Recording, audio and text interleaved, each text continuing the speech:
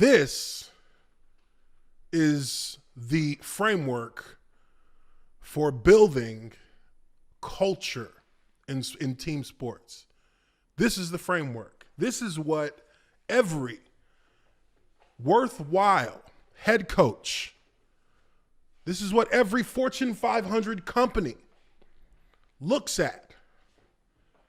This is how you build the culture of your team. This is how you build it. Wooden. This is John Wooden's pyramid of success.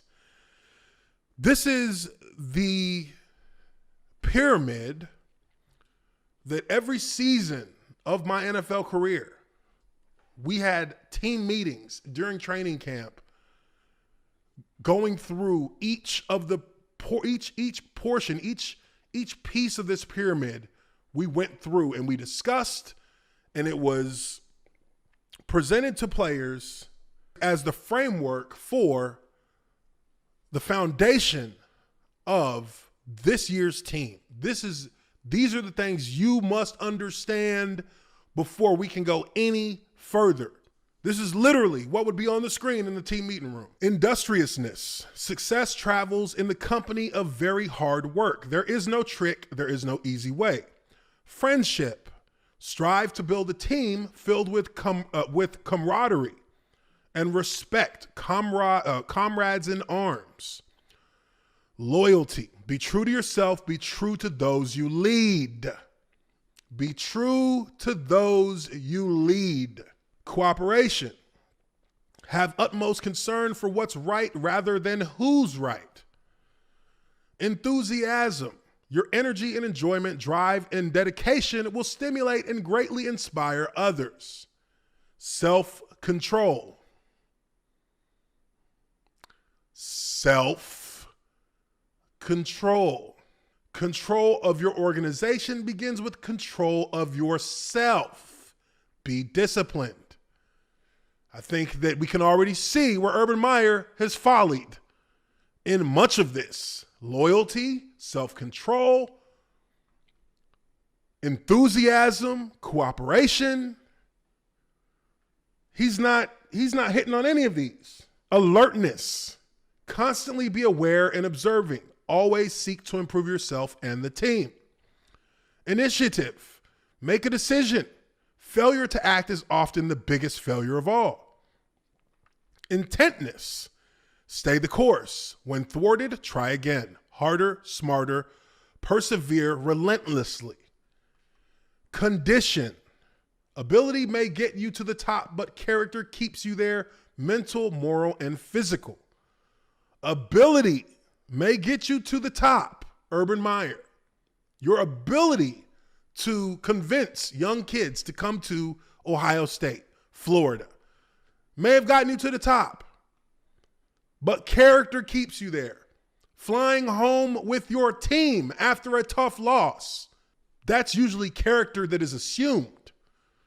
You didn't even do that, so you can't be somebody with true character.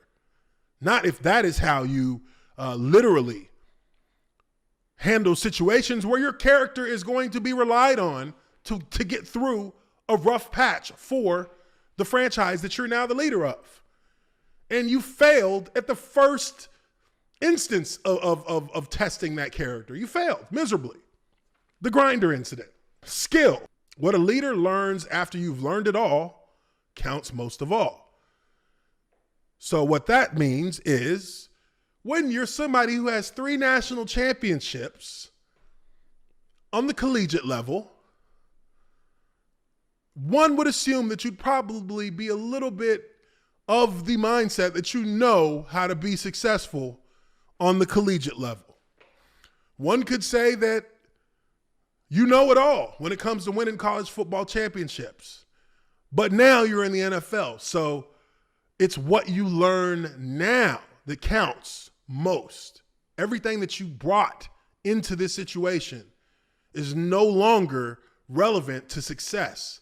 It's what you learn the moment you start in the NFL that's relevant to success. Team spirit. The star of the team is the team.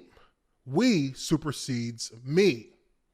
I think that we all kind of understand that. If you've ever been in a team environment, you know it's the we over the me. We all have heard that kind of statement before.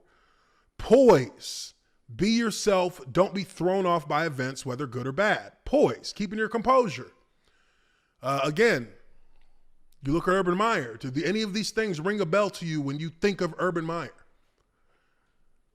I can't say that any of these. I can't say that I've seen him show any of these traits whatsoever. I have not seen it. Confidence. The strongest steel is well-founded self-belief. It is earned, not given. Confidence is earned, it's not given. The strongest steel is well-founded self-belief.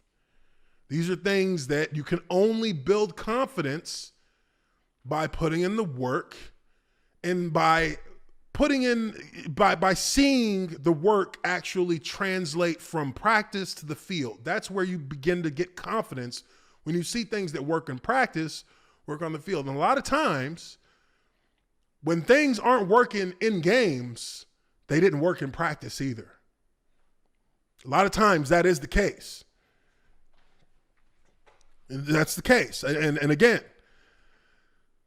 when you look, all these things that I've read to you, which are just these are the building blocks of leadership, and this pyramid of success is culminated completely with this final block at the top. This is what everything you've done under adds up to at the very top of this pyramid.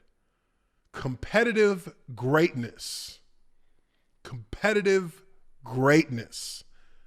Perform at your best when your best is required. Your best is required each day. This is the one. This is what everything you do as a team is built towards. This is what everything you do is supposed to culminate in. Competitive greatness. That is the ability to go out there and compete to the very best of your abilities every single week. Doesn't mean you're going to win every game.